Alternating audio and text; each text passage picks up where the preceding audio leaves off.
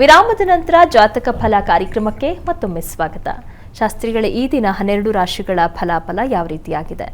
12 ರಾಶಿಗಳ ಫಲಾಫಲ ತಿಳಿಯುವ ಮುನ್ನ ಇವತ್ತಿನ ಗ್ರಹಸ್ಥಿತಿಯನ್ನು ಗಮನಿಸಿಕೊಳ್ಳೋದಾದರೆ ಮೇಷರಾಶಿಯಲ್ಲಿ ಗುರು ಇರತಕ್ಕಂಥದ್ದು, ಇನ್ನು ಕನ್ಯಾ ರಾಶಿಯಲ್ಲಿ ಕೇತು ಇರತಕ್ಕಂಥದ್ದು, ತುಲಾ ರಾಶಿಯಲ್ಲಿ ಚಂದ್ರ. ಆ ಗುರುಚಂದ್ರರ ವೀಕ್ಷಣೆ ಚೆನ್ನಾಗಿದೆ, ಇದು ಗಜಕೇಸರಿ ಯೋಗವನ್ನು ಹೇಳುತ್ತೆ. ಇನ್ನು ಧನುಸ್ಸು ರಾಶಿಯಲ್ಲಿ ಅಲ್ಲಿ ಶುಕ್ರ ಮತ್ತು ಕುಜರ ಯುತಿಯನ್ನು ನೋಡ್ತಾ ಇದ್ದೀವಿ. ರವಿ ಬುಧರ ಯುತಿ ಇದೆ, ಅದು ಮಕರ ರಾಶಿಯಲ್ಲಿ. ಶನೈಶ್ಚರನ ಜೊತೆಗೆ ದಿವಸ ಮಾಂದಿ ಉದಿಯಾಗಿದೆ, ಅದು ಕುಂಭರಾಶಿಯಲ್ಲಿ. ಇನ್ನು ಮೀನ ರಾಶಿಯಲ್ಲಿ ರಾಹು ಇರತಕ್ಕಂಥದ್ದು. ಹೀಗಿರುವಾಗ 12 ರಾಶಿಗಳ ಫಲಾಫಲ ಹೇಗಿರ್ತದೆ ಗಮನಿಸ್ಕೊಳ್ಳೋಣ. ಮೊದಲಿಗೆ ಮೇಷರಾಶಿ.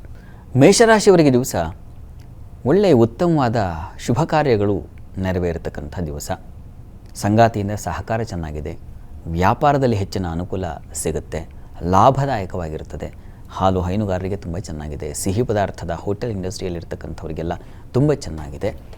ವೃತ್ತಿಯಲ್ಲೂ ಲಾಭ ಕಾಣಲಿಕ್ಕೆ ಅವಕಾಶಗಳಿದ್ದಾವೆ. ಬುದ್ಧಿವಂತಿಕೆಯಿಂದ ಕೆಲಸಗಳನ್ನು ಮಾಡ್ತಕ್ಕಂಥ ಚಾಕಚಕ್ಯತೆ, ಚಾಣಾಕ್ಷತೆ ನಿಮ್ಮಲ್ಲಿರ್ತದೆ ಈ ದಿವಸ. ಅಷ್ಟಲ್ಲದೆ ವೈದ್ಯಕೀಯ ಕ್ಷೇತ್ರದಲ್ಲಿರ್ತಕ್ಕಂಥವರಿಗೆ ತುಂಬ ಚೆನ್ನಾಗಿದೆ. ಹೆಚ್ಚಿನ ಸೌಖ್ಯ ಫಲವನ್ನು ಸೂಚಿಸ್ತಾ ಇದೆ ಈ ದಿವಸ. ಚೆನ್ನಾಗಿದೆ, ಆತಂಕ ಬೇಡ. ಇಷ್ಟ ದೇವತಾ ಪ್ರಾರ್ಥನೆ ಮಾಡಿ. ಇನ್ನು ವೃಷಭ ರಾಶಿ. ವೃಷಭ ರಾಶಿಯವರಿಗೆ ದಿವಸ ವೃತ್ತಿಯಲ್ಲಿ ಸಣ್ಣ ಪುಟ್ಟ ಕಿರಿಕಿರಿಗಳಿದ್ದಾವೆ. ಮಾಡುವ ಕೆಲಸ ಹೊರೆಯಾಗುತ್ತೆ, ಶ್ರಮದಾಯಕವಾಗಿರ್ತದೆ, ಅದನ್ನು ಸೂಚಿಸ್ತಾ ಇದೆ. ನೀವು ಶನೈಶ್ಚರ ಪ್ರಾರ್ಥನೆ, ಆಂಜನೇಯ ಪ್ರಾರ್ಥನೆ ಮಾಡಿಕೊಂಡ್ರೆ ಬಹಳ ಒಳ್ಳೆಯದು. ಅದರ ಹೊರತಾಗಿ ದಿವಸ ಸ್ತ್ರೀಯರಿಗೆ ಒಂದು ಧೈರ್ಯ, ಉತ್ಸಾಹವೂ ಇದೆ. ಬಂಧುಗಳ ಸಹಕಾರವೂ ಚೆನ್ನಾಗಿರ್ತದೆ, ಆತಂಕ ಬೇಡ. ಈ ದಿವಸ ನಿಮಗೆ ದೈವ ಸಹಾಯ ಕೂಡ ಚೆನ್ನಾಗಿದೆ.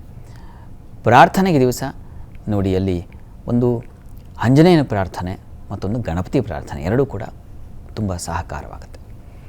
ಇನ್ನು ಮಿಥುನ ರಾಶಿ. ಮಿಥುನ ರಾಶಿಯವರಿಗೆ ದಿವಸ ನಿಮ್ಮ ರಾಶಿಯಿಂದ ಚಂದ್ರ ಪಂಚಮದಲ್ಲಿದ್ದಾನೆ, ಹೀಗಾಗಿ ಬುದ್ಧಿಬಲ ತುಂಬ ಚೆನ್ನಾಗಿರ್ತದೆ. ಹೈಯರ್ ಸ್ಟಡೀಸ್ ಮಾಡೋರಿಗೆ ತುಂಬ ಚೆನ್ನಾಗಿರ್ತದೆ ಈ ದಿವಸ, ಅನುಕೂಲ ಆಗುತ್ತೆ ಅಂತ. ಮತ್ತು ನಿಮ್ಮ ಸಭೆ, ಮೀಟಿಂಗ್ ಇಂಥ ಕಡೆ ನಿಮ್ಮದೇ ಪ್ರಾಶಸ್ತ್ಯ, ನಿಮ್ಮದೇ ಒಂದು ಮಾತು ನಡೀತಕ್ಕಂಥದ್ದು, ಈ ಥರದ್ದೆಲ್ಲ ಚೆನ್ನಾಗಿದೆ. ವಿದ್ಯಾರ್ಥಿಗಳಿಗೆ ಆಗಲೇ ಹೇಳಿದ ಹಾಗೆ ತುಂಬ ಚೆನ್ನಾಗಿದೆ ಈ ದಿವಸ.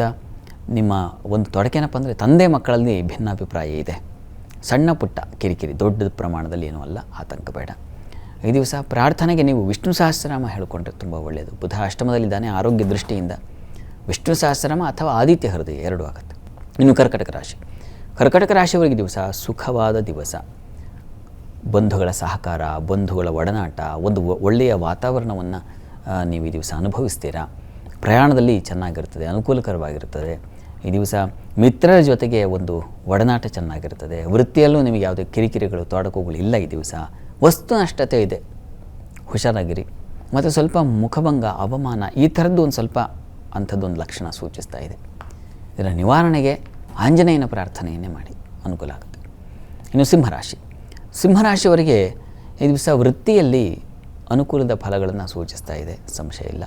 ಈ ದಿವಸ ಸಹೋದರ ಸಹಕಾರ ಮತ್ತು ಸೇವಕರು, ಸಹಾಯಕರು, ಇವರಿಂದ ಹೆಚ್ಚಿನ ಅನುಕೂಲ ಕಾಣಲಿಕ್ಕೆ ಅವಕಾಶ ಇದೆ. ದಾಂಪತ್ಯದಲ್ಲಿ ಸಣ್ಣ ಪುಟ್ಟ ಸಮಸ್ಯೆಗಳು, ಕಿರಿಕಿರಿಗಳು, ವಾಗ್ವಾದಗಳು, ಘರ್ಷಣೆ ಇಂಥದ್ದೆಲ್ಲ ಸೂಚಿಸ್ತಾ ಇದೆ. ಸಮಾಧಾನ ಬೇಕು.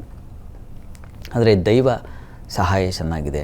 ದೇವತಾ ಪೂಜೆ ಪುನಸ್ಕಾರ, ಶುಭ ಕಾರ್ಯಗಳಲ್ಲಿ ಭಾಗಿ, ಇಂಥದ್ದೆಲ್ಲ ಅನುಕೂಲ ಚೆನ್ನಾಗಿದೆ ದಿವಸ. ಪ್ರಾರ್ಥನೆಗೆ ಈಶ್ವರ ಪ್ರಾರ್ಥನೆ, ಶಿವ ಪ್ರಾರ್ಥನೆ ಮಾಡಿಕೊಂಡು ಏನು ಈ ದಿನಚರಿ ಪ್ರಾರಂಭ ಮಾಡೋದು ಒಳ್ಳೆಯದು. ಇನ್ನು ಕನ್ಯಾ ರಾಶಿ. ಕನ್ಯಾ ರಾಶಿಯವರಿಗೆ ದಿವಸ ವೃತ್ತಿಯಲ್ಲಿ ತುಂಬ ಅನುಕೂಲಕರವಾಗಿರ್ತದೆ, ಲಾಭದಾಯಕವಾಗಿರ್ತದೆ. ಬುದ್ಧಿ ಬಲದಿಂದ ಕಾರ್ಯ ಸಾಧನೆ, ಅದನ್ನು ಸೂಚಿಸ್ತಾ ಇದೆ. ಸುಗ್ರಾಸ ಭೋಜನ ಮತ್ತು ಕುಟುಂಬ ಸಹಕಾರ, ಒಳ್ಳೆಯ ಮಾತುಗಳು, ಒಡನಾಟ ಚೆನ್ನಾಗಿರ್ತದೆ ಈ ದಿವಸ. ಸ್ವಲ್ಪ ಮಟ್ಟಿಗೆ ಶತ್ರುಗಳ ಬಾಧೆ ಸೂಚಿಸ್ತಾ ಇದೆ. ಇದರ ನಿವಾರಣೆಗೆ ಸುದರ್ಶನ ಮಂತ್ರವನ್ನು ಹೇಳ್ಕೊಳ್ತಕ್ಕಂಥದ್ದು, ಸುದರ್ಶನ ಪ್ರಾರ್ಥನೆ ಬಹಳ ಒಳ್ಳೆಯದು. ಸರಿ ಶಾಸ್ತ್ರಿಗಳ, ಇನ್ನುಳಿದ ರಾಶಿಗಳ ಬಗ್ಗೆ ಮಾಹಿತಿಯನ್ನು ಕೇಳಿ ಪಡೆದುಕೊಳ್ತೀನಿ. ವೀಕ್ಷಕರೇ, ಇನ್ನುಳಿದ ರಾಶಿಗಳ ಫಲಾಫಲ ವಿರಾಮದ ನಂತರ.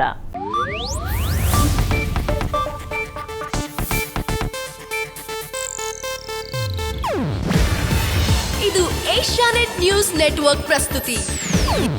ನೀವು ನೋಡ್ತಿದ್ದೀರಾ ಏಷ್ಯಾನೆಟ್ ಸುವರ್ಣ ನ್ಯೂಸ್.